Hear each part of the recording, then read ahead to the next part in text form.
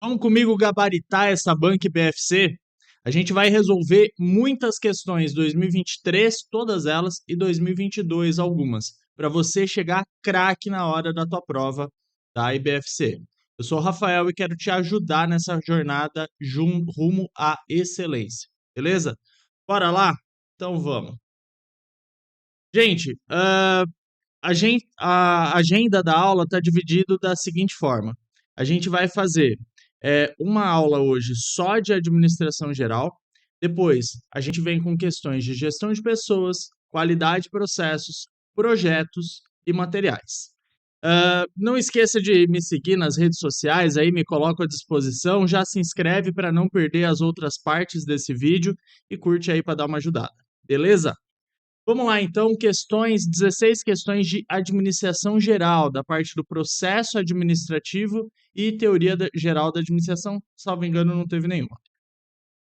Questão 1. Se você não tem esse material, quiser esse material, tá lá em materiais complementares. No slide anterior, tu consegue o QR Code.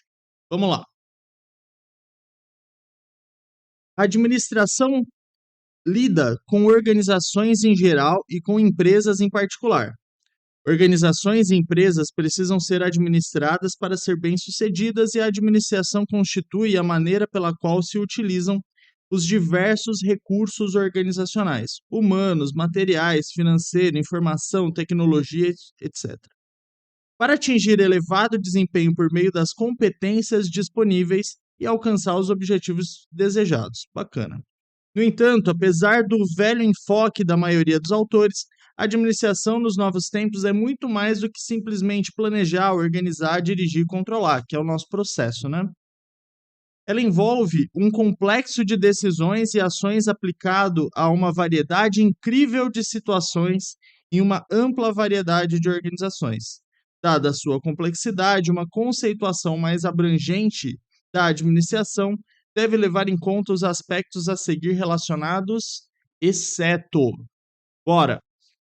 Gente, fica ligado que a IBFC, ela adora o Opa, sei demais aqui. Ela adora o incorreto. Ela adora o exceto, né? Então fica muito ligado nisso. Eu, por exemplo, deixa eu puxar aqui.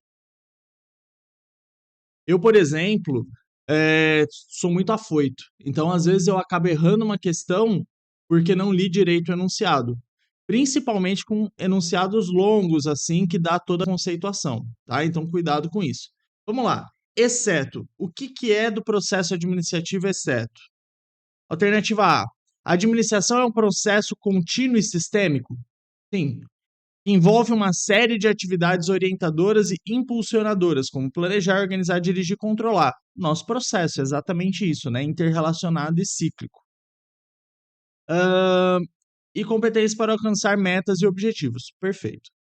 B. Só lembra que existe diferença entre objetivo e meta, tá? A IBFC cobra isso. B. A administração exige uma variedade de ações orientadas para alcançar metas e objetivos. Sim, por meio de diferentes órgãos, equipes e pessoas que trabalham de maneira conjunta e integrada. Perfeito. A administração requer liderança e direcionamento de atividades. Sim, inclusive a direção, o processo, né? Uma das etapas do processo. Executadas por todo o conjunto organizacional e em todos os níveis da organização, operacional, tático e estratégico. Por pessoas por diferentes funções que são intencionalmente estruturadas e coordenadas para alcance dos propósitos comuns. Perfeito. Só sobrou a D, né? A administração requer fazer as coisas por meio das pessoas. Isso está certo. O gestor também executa, sim.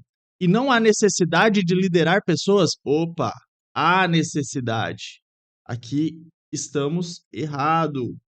Não há. Há necessidade, sim. Pois cada um é responsável por se desenvolverem em suas atividades. Não é bem assim, né? A gente precisa da figura de proa, da figura indicando o caminho a seguir, liderando, engajando, motivando, tirando conflitos, né? Mitigando, dirimindo conflitos. Ok? Questãozinha bacaninha. Questão 2.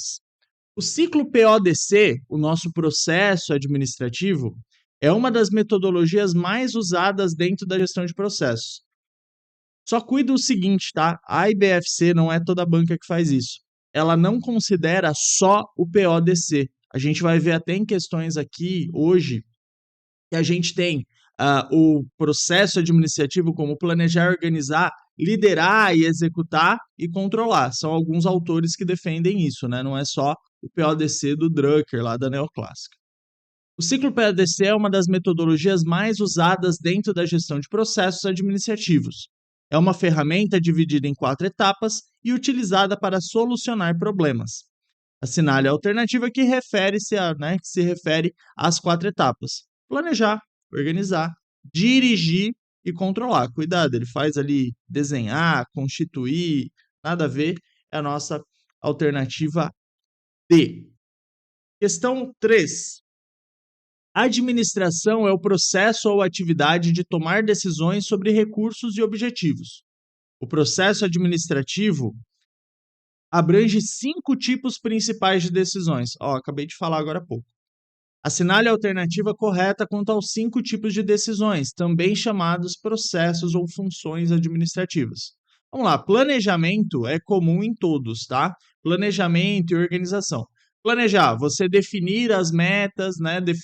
Definir o objetivo, perdão, e quebrar esse objetivo em metas, definir os caminhos, as estratégias, analisar o ambiente, analisar as incertezas, analisar, enfim, macro e microambiente.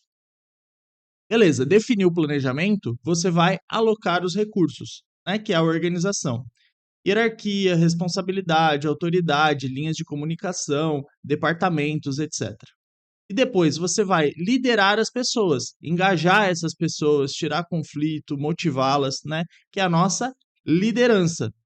Depois, você tem os processos de execução para levar a organização até o objetivo estabelecido e controle para saber se isso daí está dentro, está se desviando ou ainda é o caminho que você quer seguir. Portanto, alternativa A. Depois ele brinca ali, né? Empreendedorismo, negociação, comunicação. Perceba, todas são atividades importantes para a organização, mas não fazem parte do processo administrativo ou processo organizacional. 4. As organizações transformam recursos em produtos, bens e serviços com o objetivo de resolver problemas de seus usuários e das pessoas que as desenvolveram. O desempenho de uma organização é aceitável ou satisfatório quando os problemas, necessidades ou desejos dos usuários são resolvidos por meio da utilização correta dos recursos disponíveis. 2 palavras são usadas para indicar que uma organização tem desempenho de acordo com as expectativas dos usuários e das pessoas que mobilizaram os recursos: eficiência e eficácia. Lembra que a gente tem 3 E's principais, né? Esses são os 2 disparados, a gente tem efetividade ainda. Assinale a alternativa correta quanto à eficácia. Perceba, eficiência está ligado com os meios e os fins. Os meios utilizados, as entradas utilizadas para obter o fim. Eficácia está ligado exclusivamente ao fim. Então, se você chegou ao resultado planejado, você foi eficaz. Mesmo que demore mais, mesmo que gaste mais, mesmo que, enfim, por caminhos menos eficientes. O caminho é visto pela eficiência. A eficácia olha só o resultado. Então, ele quer a correta quanto à eficácia. Quanto mais baixo o grau de realização dos objetivos, mais a organização é eficaz? Não, né? Menos a organização é eficaz. Deixa eu trocar a cor. Essa é a canetinha. É a palavra usada para indicar que a organização utiliza produtivamente ou de maneira econômica seus recursos? Não, isso também é a eficiência. C. Quanto mais alto o grau de produtividade ou economia na utilização de recursos, galera, viu recurso é eficiência, não pode ser eficácia. D. Significa usar menor quantidade de recursos? Não. Tudo isso foi eficiência até agora. Agora E. é a palavra usada para indicar que a organização realiza seus objetivos, resulta, meta, enfim, tudo ligado ao fim, ao output da empresa. Ok? Então, portanto, alternativa E. Questão 5. Em projetos no âmbito da organização pública, há uma ampla discussão sobre os indicadores, de maneira a torná-los elementos imprescindíveis ao acompanhamento e avaliação, não apenas de projetos, mas de políticas públicas como um todo. É possível apontar 3 âmbitos de mensuração destes indicadores. Colocou 3 indicadores, lembra desses 3 E's: eficiência, eficácia, efetividade. Que é inclusive teu gabarito, né? Mas assinale a alternativa que relacione corretamente esses diferentes âmbitos: eficiência, eficácia e efetividade. Lembra, eficiência são os meios utilizados para se obter um fim. Eficácia é a obtenção do fim. E a efetividade, ela vem depois.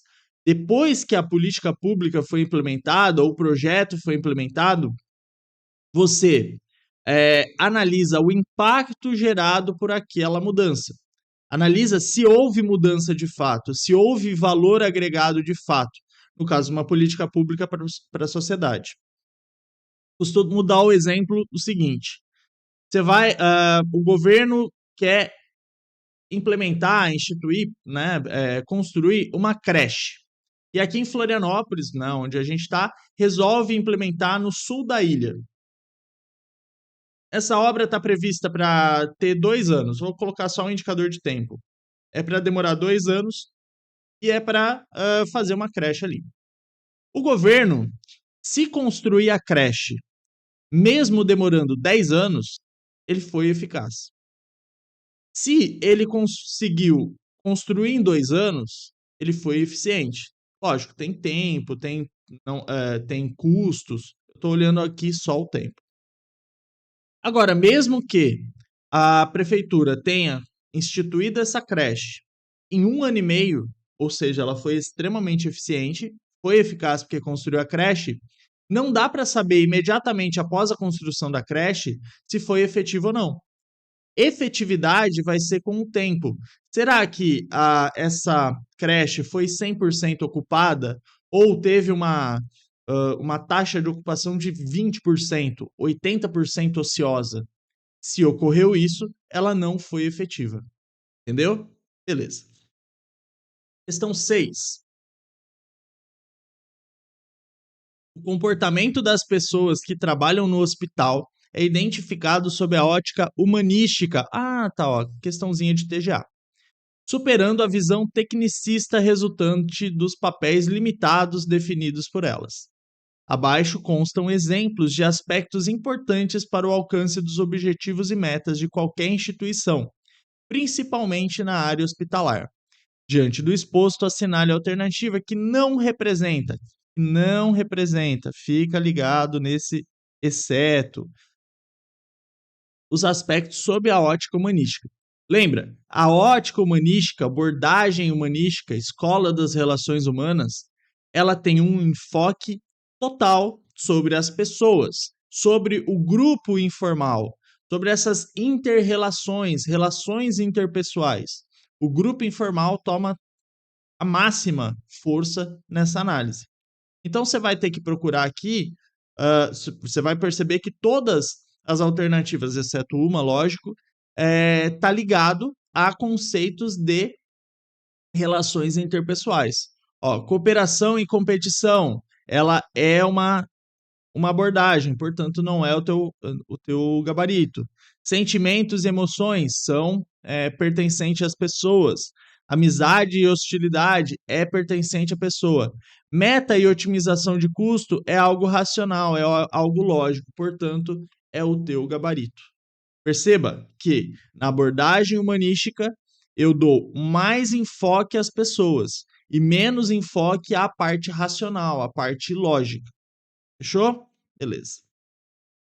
7. O ato de planejar consiste em estudar antecipadamente o cenário de uma ação ou atividade, definindo os objetivos a serem atingidos, identificando os meios, as ações e as estratégias.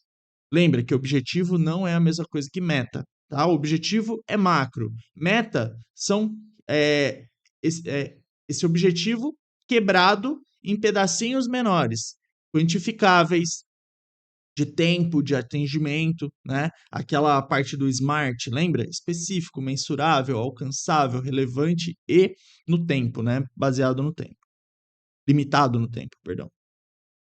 Assinale as afirmativas a seguir e dê valor verdadeiro ou falso sobre os objetivos que fazem parte do planejamento. Definir e esclarecer os reais objetivos de uma atividade. Informações que tornam mais fáceis a compreensão sobre a importância da atividade a ser executada. Perfeito, né? Verdadeiro. Não estou achando meu mouse aqui. Definir responsabilidades. Cuidado, tá? Em outras bancas, essa definir responsabilidades poderia estar meio nublada. Mas se você perceber, não vai ter gabarito para ela se você colocá-la como falsa. Essa questão está verdadeira e eu te explico por quê. No processo de organização, as etapas do processo administrativo organizar é alocar recurso e definir responsabilidade. Só que, no processo de planejamento, você precisa definir responsabilidades no processo de planejar, na parte do planejar. Lembra que o planejamento estratégico ele é o mais penetrante, o mais abrangente do que as demais funções. Ele começa lá no nível estratégico, vem até o nível operacional, abrangendo toda a organização. E você precisa definir responsabilidades nessa etapa. Cuidado que ele não está falando da parte de definir responsabilidades e autoridades, linhas de comando, níveis hierárquicos. Isso sim é processo da organização. São etapas, né? Enfim, da organização, atividades. Estimar custos e viabilizar orçamento. Perfeito. Lembra até se você pensar no planejamento de um projeto, todas essas etapas estão na etapa de todas essas atividades, perdão, estão na etapa de planejamento. Possibilitar a identificação dos meios necessários e disponíveis. Perfeito. Você analisa os recursos que você tem naquele momento. Vê se é preciso adquirir novos, competências, por exemplo, né, recursos humanos, máquinas, materiais, e você vê os meios para alcançar aquele objetivo que você definiu. Portanto, todas verdadeiras. Se tivesse um VF, VV, eu ficaria com dúvida também, tá? Porque definir responsabilidade é uma linha muito tênue aí, mas já saibamos, né, como a IBFC pensa. Questão 8. Assinale a alternativa que não apresenta um dos princípios do planejamento. Pessoal, cuidado. É, duas questões já que eu percebi que a IBFC cobra os princípios do planejamento. Não é toda a banca que cobra. Eu até peguei aqui no meu material, na minha apostila, coloquei aqui em PDF. Não tem essa apostila? Me chama ali no inbox, me manda mensagem que a gente conversa. A gente tem vários princípios de planejamento, tem escolas de planejamento, tem filosofias de planejamento, né? Princípios gerais, ó, a gente tem 4. Contribuição aos objetivos, ou seja, o planejamento ele é uma ferramenta, por assim dizer, para você conseguir alcançar os objetivos. Beleza. Precedência do planejamento. O que é preceder? Ela vem primeiro, ela precede as demais funções. Você só aloca recursos, organiza, só dirige as pessoas e só controla depois, que você planejou. Então, sempre, apesar do processo administrativo ser um ciclo contínuo em 4 etapas interativo, ela começa, né, o ciclo começa com o planejamento, sempre precedência às demais funções. Maior influência e abrangência. Lembra? Ela começa lá no nível estratégico e perpassa por toda a organização, abrange toda a organização. E a gente tem os 3 E's da eficiência, eficácia e efetividade. Esses são os princípios gerais. Depois a gente tem outros princípios e outra questãozinha ali vai cobrar, tá? Então, vou voltar aqui para a questão. Ó, assinale aqui não apresenta, então fica ligado no não apresenta. Viu como ela gosta bastante, né? E às vezes esse não faz parte, tá no meio da questão, né? Cuidado com isso. Contribuição aos objetivos. Sim.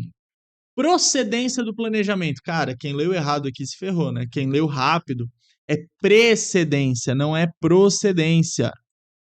Questãozinha sacana, né? Maior penetração e abrangência, sim, né? Maior, você capilariza todo o processo de planejamento. E maior eficiência, eficácia e efetividade, sim, perfeito. Alternativa, então, incorreta é a B. Pegou? Olha, não é toda banca que cobra princípio, não, tá? Do planejamento, no caso, né? 9. Assinale a alternativa correta sobre a definição de planejamentos participativos. O responsável pelo planejamento deve, além de elaborá-lo, facilitar o processo de sua formulação pelas pessoas e áreas pertinentes, sendo que o principal benefício deste planejamento é o processo desenvolvido e não seu resultado final. Cara, a gente tem outros princípios de planejamento. Até coloquei eles aqui também, né? Embaixo, ó, só para a gente relembrar. O planejamento participativo, ou o princípio da participação, ele foca muito no meio, no processo de planejar, de envolver todas as pessoas. Você olha muito mais o meio, o processo de planejar, a elaboração das etapas de planejamento, e não o documento formal, por exemplo, que é o plano no final, certo? Então, essa parte de planejamento participativo, e essa palavrinha aqui que vai definir a tua resposta, você tem que lembrar que a participação está ligado muito mais no meio do que no fim e envolve todas as áreas, que é a alternativa A. Ó. Além de elaborá-lo, facilitar o processo de sua formulação pelas pessoas e áreas, sendo que o principal benefício é o processo e não o resultado final. Perfeito. Olha a alternativa B. Todas elas fazem sentido, porque são princípios do planejamento, tá? Cuidado. Todos os aspectos do objeto do planejamento devem ser envolvidos de forma interdependente para ser eficiente. Quando você pensa de cada um faz o seu e coordena depois, junta tudo, compila, isso é o princípio da coordenação. Ó, coordenação. Opa, a gente viu participação agora, né? Que é o teu gabarito. C. Os vários escalões de uma organização, seja ele de porte médio, grande, deve ter seus planejamentos de forma integrada. Opa, isso daqui é princípio da integração. Cuidado, eles são extremamente parecidos. E o D, decorrente do próprio ambiente em constante mudança, nenhum plano se mantém válido com o decorrer do tempo. É preciso constantes adaptações às circunstâncias momentâneas. Isso daí é flexibilidade e permanência. Ele colocou dois. Opa, ifo demais aqui. Ele pegou a integração e pegou a flexibilidade. Perfeito? Bora para a próxima? Questãozinha difícil, tá? Por que é difícil? Não que seja difícil a matéria, mas poucas bancas cobram. Então você já viu aí, são duas questões em 2023 cobrando princípios de administração, de princípios de planejamento, né? Questão 10. Sobre o planejamento estratégico, assinale a alternativa incorreta. Tem aqui marca incorreta para não esquecer, né? Atua de forma inovadora e diferenciada. Sim, vamos lá, ó. Lembra o teu planejamento estratégico? Um pouquinho aqui. O planejamento estratégico, ele abrange toda a organização. Ele é de longo prazo. Ele lida com incertezas, com a adaptabilidade da tua organização. Tá? Ele é influenciado e se influencia pelo ambiente externo e interno. Então, ele analisa tanto o ambiente interno da organização, as forças, fraquezas, os diferenciais, e também analisa o ambiente externo, as oportunidades e ameaças desse ambiente, tanto micro-orientado quanto macro-ambiente. E ele é mais genérico, ele é mais sintético, poucas informações e menos certas, né? Mais incerteza. O nível tático é quando a gente entra na organização em cada departamento. Ele é o desdobramento do planejamento estratégico para o ambiente operacional, onde as coisas ocorrerão, serão executadas. Então, o tático, ele é um ambiente de médio prazo, intra-orientado, somente ambiente interno, e ele lida ali, né, com essa ponte, com essa muito mais habilidades interpessoais, por exemplo, para explicar a estratégia desdobrada para o nível operacional. Já no nível operacional, a gente tem metas de curto prazo, desdobradas lá do objetivo estratégico. Elas são extremamente analíticas, ou seja, detalhadas. Então, mostra autoridade, responsabilidade, o passo a passo, as regras, orçamento, tempo, cronograma, tudo para a execução das tarefas. E ele é um ambiente de mais certeza. Por quê? Porque está dentro ali do departamento, um pedacinho do departamento, de curto prazo. Então você já sabe como é que vai ser aquele seu dia, aquela semana, aquele mês. É diferente do planejamento estratégico, que está lidando com o ambiente externo para daqui 5 anos. Entende? Fechou? Deu essa relembrada? Bora para a questão. Então, a gente quer a alternativa incorreta sobre o planejamento estratégico. A. Atua de forma inovadora e diferenciada? Sim, é o estratégico. E é geralmente de responsabilidade dos níveis mais altos? Sim. Enfoca a formulação de objetivos e a seleção dos caminhos a serem seguidos. Ok. Lembra que objetivo é diferente de meta. Objetivo é esse macro. Meta é o teu objetivo quebradinho ali na Smart. Levando em conta as condições internas e externas da empresa e a evolução esperada. Perfeito. B. Considera as premissas básicas que a empresa deve respeitar para haver coerência e sustentação decisória no processo estratégico. Sim, são as regras de negócio, né? Você tem que seguir a cultura, valores, a missão, né? Escassez de recursos, são tudo premissas, né? No processo de planejamento. C. Pode ser considerado como a formalização, principalmente através de documentos escritos, das metodologias de desenvolvimento e implantação estabelecidas. O documento formal, estático, é o nosso plano, não é o planejamento estratégico. Lembra, estratégia pode ser vista como um plano, né? O plan, ploy, pattern, lembra? Dos 5 P's do Mintzberg. Mas o planejamento estratégico é um processo que você vai planejar, beleza? E D, é o processo de definir, processo sim, os objetivos de longo prazo da organização. Perfeito. Esses objetivos, por conseguinte, serão desdobrados no planejamento tático e operacional.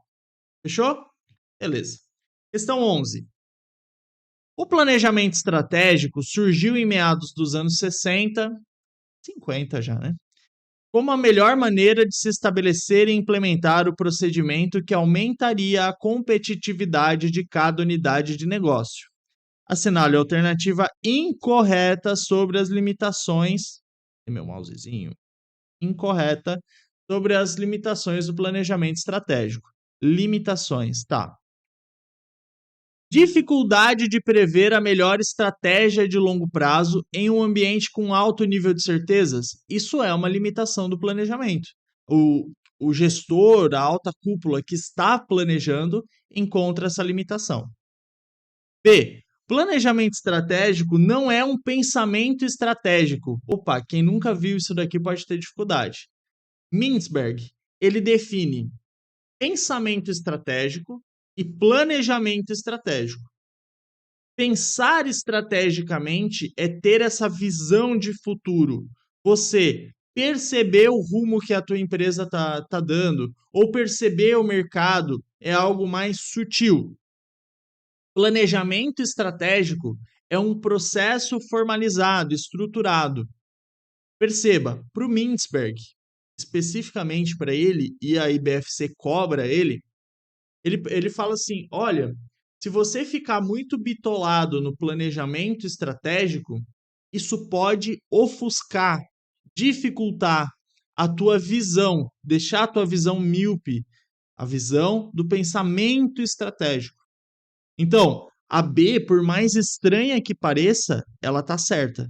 Não quer dizer que o planejamento não seja importante, mas para o Mintzberg, o fato de você ficar extremamente focado no planejamento, olhando metas, indicadores e o gráfico, sabe? Esse olhar mais para a planilha, te impede de ter essa visão, esse feeling estratégico.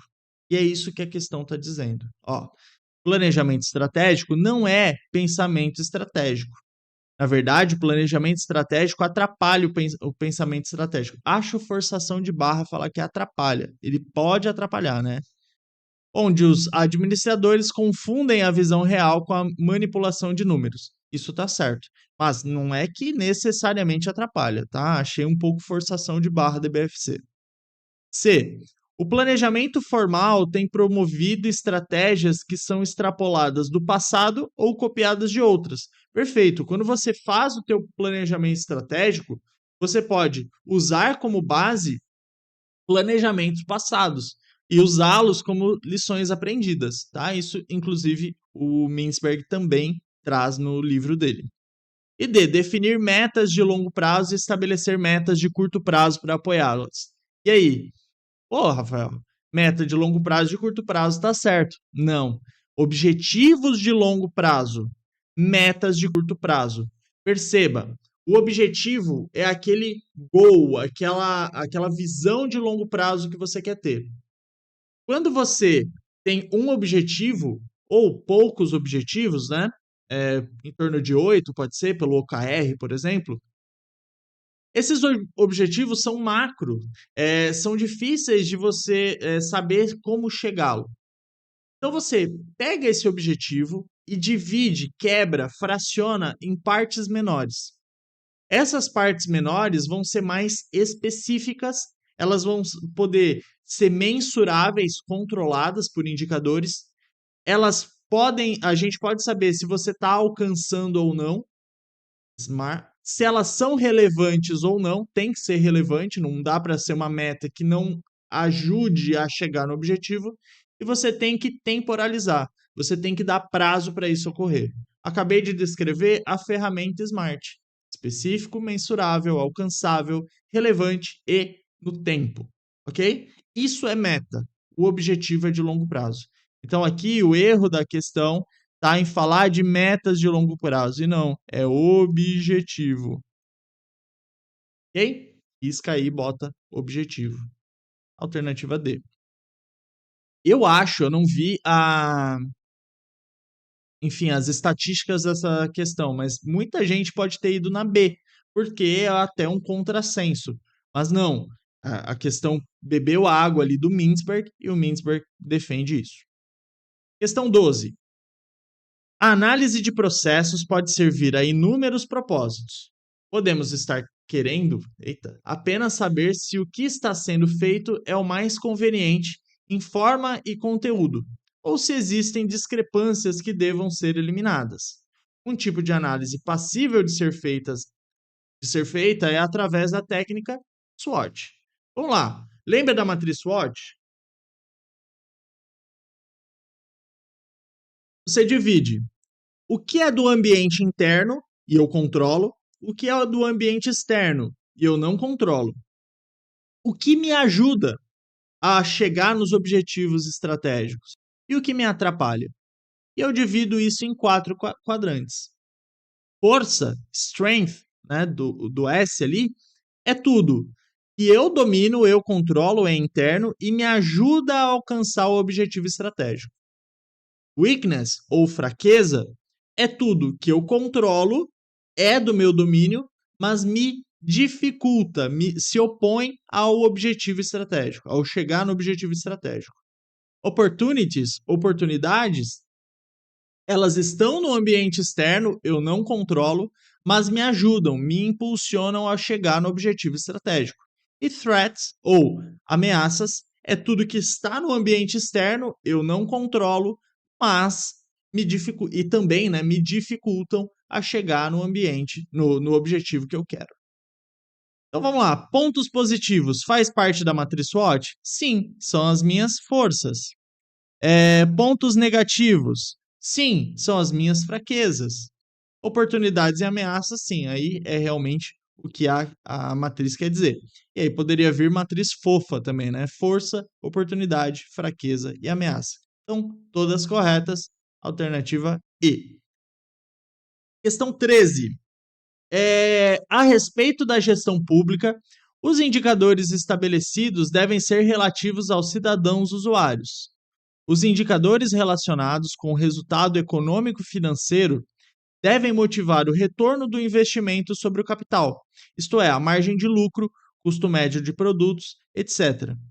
Assinale a alternativa incorreta quanto ao indicador estabelecido para a gestão pública. Gente, essa questão aqui, ponto foríssima da curva. Ele pega uma obra do Kananãe, que fala sobre indicadores de desempenho. Ele, o autor, divide em 3 grupos de indicadores. Um indicador ligado ao fornecedor, um grupo de indicadores ligado às pessoas e um grupo de indicadores ligado à gestão pública ou ao processo, tá? Ele quer a incorreta sobre a gestão pública. E ele vai te dar aqui todos os indicadores da gestão e um que não é. Esse um ou está ligado a pessoas ou está ligado a fornecedores. Como assim indicadores ligados a pessoas? Taxa de absenteísmo, turnover, número de reclamações, departamento médico, número de novas ideias que os funcionários, os colaboradores, os servidores, sei lá qual organização você está olhando, estão dando de ideias novas, de sugestões. Tudo isso são indicadores. Tem indicadores ligados a fornecedor, pontualidade das entregas, lead time, tempo de ciclo, tempo de ressuprimento, né? Entre você pedir e receber, qualidade do fornecimento, conformidade com as especificações técnicas, isso tudo ligado ao fornecimento. Pegou a ideia? Então vamos lá, ó. Relação entre recurso executado versus recurso planejado e o cumprimento das metas planejadas versus recursos executados. Isso é indicador de gestão pública. Ele pegou aqui eficiência e pegou a efetividade, a eficácia. B. Desempenho na conservação do patrimônio e na arrecadação das receitas decorrente do uso quando pertinente. Isso é indicador de gestão pública. C. Arrecadação de receitas decorrentes de taxa por prestação de serviços ou impostos quando pertinente é um indicador de gestão pública. D. Desempenho financeiro ou valor econômico, no caso de empresas públicas e sociedade de economia mista quando atuam no mercado, a lucratividade mesmo, né? E a receita é indicador de gestão. Tá, só sobrou a E de novo, né? Monitoramento da qualidade do produto é um indicador de fornecedor. Pegou? Se tivesse aqui, por exemplo, taxa de absenteísmo de pessoal, seria um indicador de pessoas. Ok? Guarda isso, caso a IBFC cobre de novo. Então, alternativa E. Questão 14. O Balanced Scorecard, BSC, é uma técnica que ganhou projeção nos anos 2000 em estados e municípios brasileiros. Consiste na base de algumas das experiências da nova gestão pública.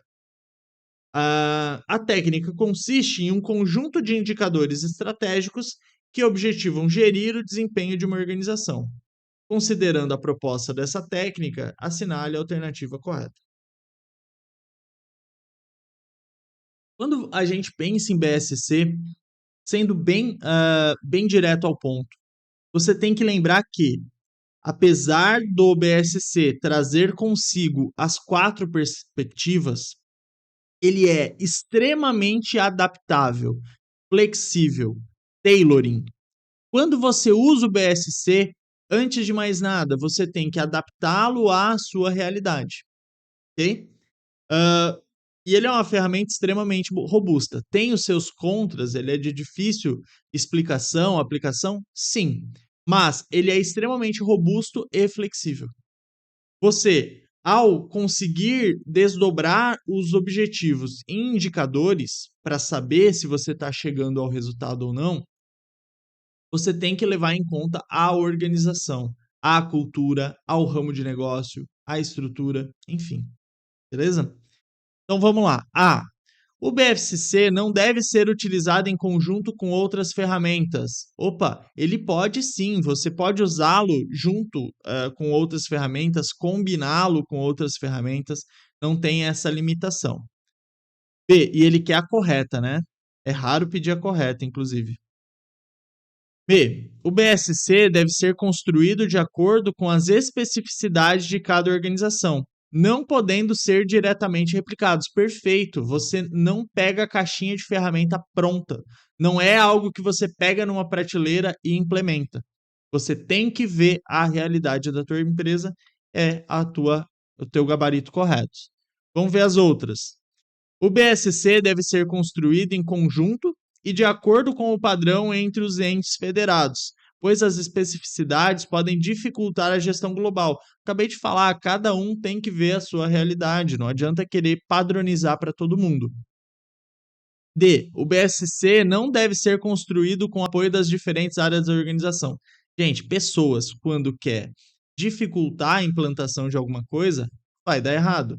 Se você não obter apoio das pessoas, né, tanto no nível operacional, tático, e você ali no estratégico, você não vai conseguir chegar a galgar esses resultados esperados. Vai fracassar. E o BSC deve ser utilizado apenas por pessoas diretamente ligadas à gestão, pois a atuação de consultoria pode comprometer a visão sobre as especificidades do setor público. Não há essa limitação. Gente, todo mundo que puder ajudar nesse processo vai ser bem-vindo. Entendeu a ideia? Beleza. Questão 15.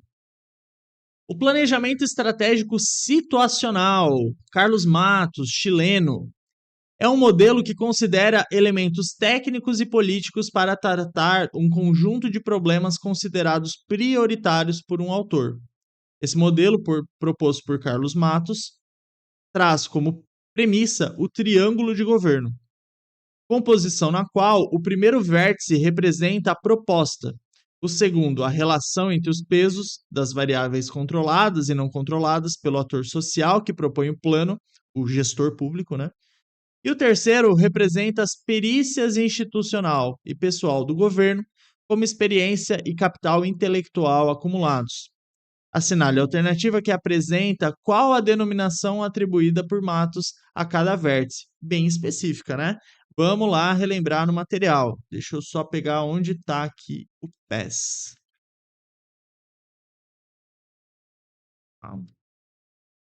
Ó, planejamento estratégico situacional. O PES, gente, ele, primeiro, né? Ele é uma ferramenta de planejamento público, né? De políticas públicas. Ele tem toda uma metodologia associada, mas o que mais cobra é o triângulo de governo. O triângulo, ele vai ter os três vértices, né? O primeiro vértice é o projeto de governo. Qual é o projeto da política pública? Qual é o que aquela política pública quer fazer? Como é que eu vou saber qual o resultado alcançado se eu não sei qual é o projeto, qual é a meta, né? Governabilidade, lembra? A legitimidade para se governar. Se o governo não tiver essa governabilidade, não vai conseguir constituir essa política pública. E a outra é a capacidade de governo. Lembra, capacidade está ligado à governança. Então, eu tenho governança, governabilidade e o projeto. Para Matos, ele definiu como capacidade de governo ou capacidade administrativa. Eu tenho que está ligado a essa expertise do governo. A governabilidade, que está ligado aos recursos necessários no sentido, inclusive, de legitimidade. Se você não tem esses recursos, você não consegue atingir essa política pública, esse resultado.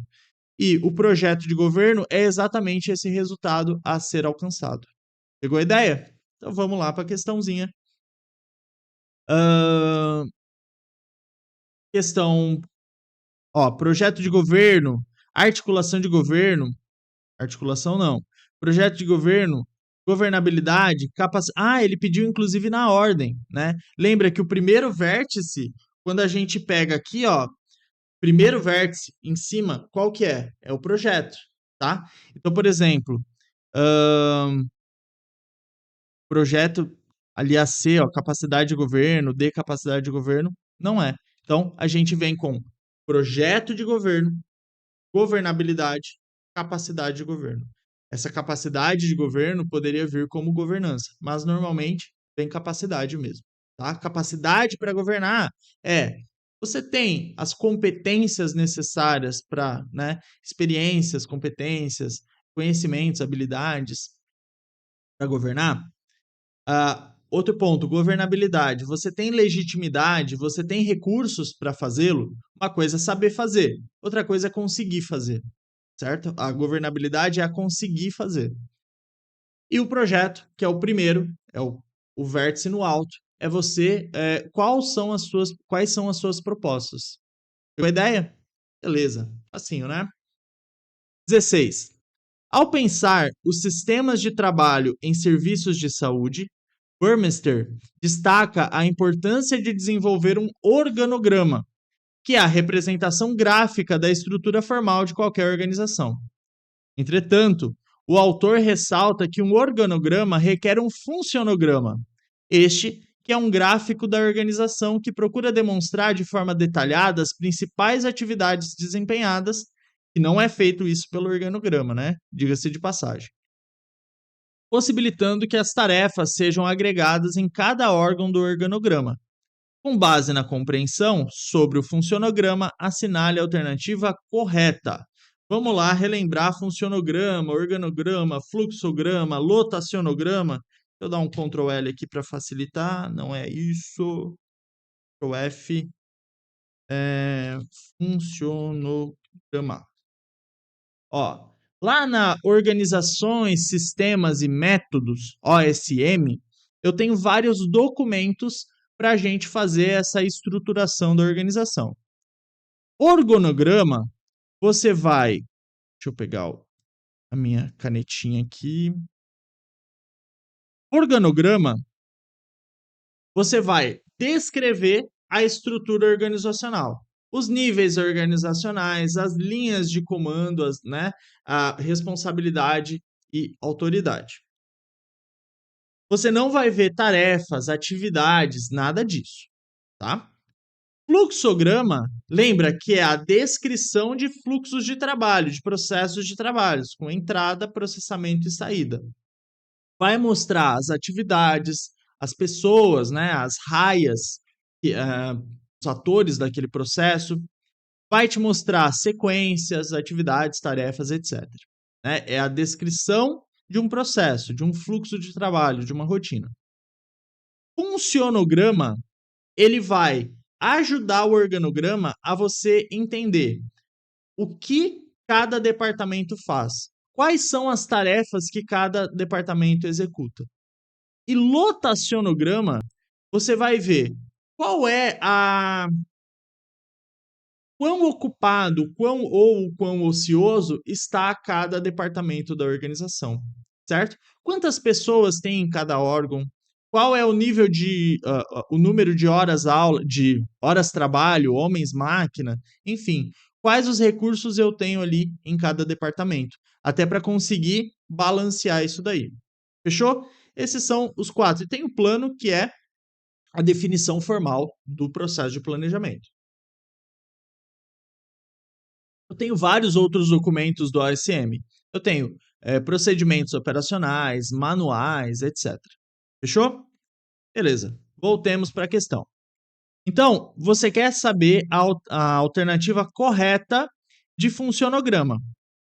Funcionograma não possibilita às pessoas o esclarecimento de onde se encontra e onde podem chegar à estrutura organizacional? B. Funcionograma possibilita a análise e avaliação do desempenho individual? C. Funcionograma possibilita o conhecimento de quais trabalhos e atividades estão sendo desenvolvidas nos diferentes órgãos da organização? Eba! Perfeito! Isso é o teu funcionograma. E D. Funcionograma não possibilita a distribuição equitativa do trabalho. Isso só é possível no organograma? Não. Vamos lá. Alternativa A. Funcionograma não possibilita às pessoas o esclarecimento de onde se encontra e onde pode chegar na estrutura organizacional? Possibilita, não de forma direta. Mas pensa, se eu tenho o funcionograma, onde cada departamento, quais as funções fazem, as atribuições, eu consigo estabelecer, consigo olhar aonde eu quero, por exemplo, num recrutamento interno. Mas quem faz isso de forma direta é o teu plano de cargos e salários. Mas o funcionograma permite de maneira indireta, ok? Se eu sou do departamento de marketing e olho lá no funcionograma que a parte de compras faz atividades que eu gosto, que eu me interesso, eu posso, sei lá, submeter meu currículo a um recrutamento interno, por exemplo. B. Funcionograma possibilita análise e avaliação do desempenho individual. Não, não é avaliação de desempenho. Nenhum desses documentos que eu falei agora possibilita avaliação de desempenho. A C é o teu gabarito. E a D, não possibilita a distribuição equitativa do trabalho. Isso só é possível no organograma? Olha, você consegue já ter uma ideia de balanceamento, né? Vendo, às vezes, se um órgão precisa ou não de uma competência que o outro órgão tem, outro departamento. Mas quem faz isso de forma direta é o lotacionograma. Mas o funcionograma ajuda também. Mas a questão mais correta, que define exatamente o funcionograma, é a nossa alternativa C. Fechou? Beleza. Galera, espero que vocês tenham gostado. Espero que essas questões altamente selecionadas tenham te ajudado a realmente gabaritar as questões do IBFC. A gente tem prova pela frente em breve do WebSer, mas esse curso aqui espero que te ajude para as diversos concursos aí que a IBFC elabora. Lembra que o próximo vídeo a gente vai falar ainda de gestão de pessoas, qualidade de processos, projetos e materiais, tá bom? Pega a listinha ali nos materiais gratuitos, me manda mensagem se você precisar, se inscreva no canal para não perder nenhuma dica, nenhuma análise, nenhuma aula, beleza? Te espero aí, tô com vocês, um abraço.